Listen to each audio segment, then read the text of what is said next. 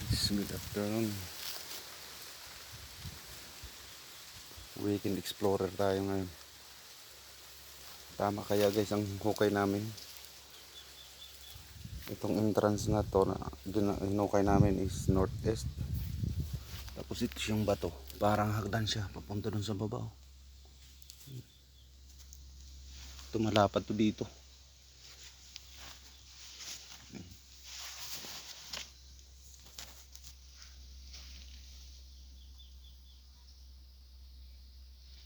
Tapos ito naman siya.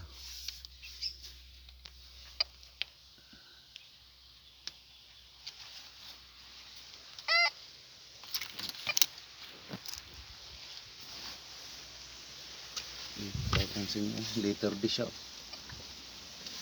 Tapos putol siya dito. Tapos ayan, dead end niya, letter D. Tapad siya, pailalim.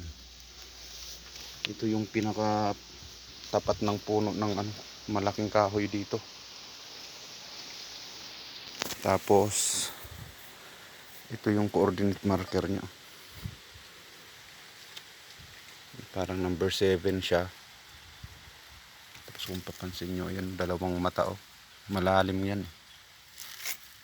Tapos ayan, oh, may heart shape. Pabaliktad nga lang. Tapos ayan, may dot. Pero tagos yan doon sa kabila. Itong simula sa heart, tagos yan. Tapos ito, ayan, kausli, parang talim ng chinsil. Ayan, bilog yan dito sa likod, oh.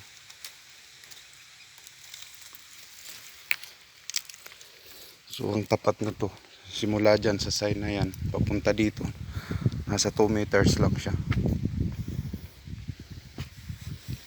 Tapos dito sa side na to, ito, dito ko nakuha yung ganun din, katulad din itong D, at saka isang paa ng bata, right foot.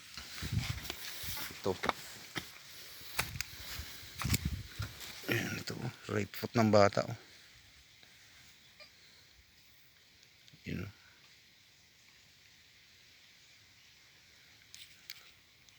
Ayan, tingnan mo yung hugos ng bato. Ayun, parang magkatulad siya, oh. Ito, may ano. Ayan, mayroon din siyang ganun.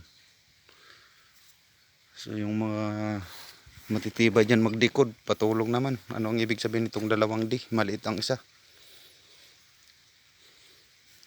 Ano bang tawag nito? Dig down ba? So shout out sa lahat ng mga kapanood nito. Saka magandang hapon ulit. God bless ating mga ka-TH.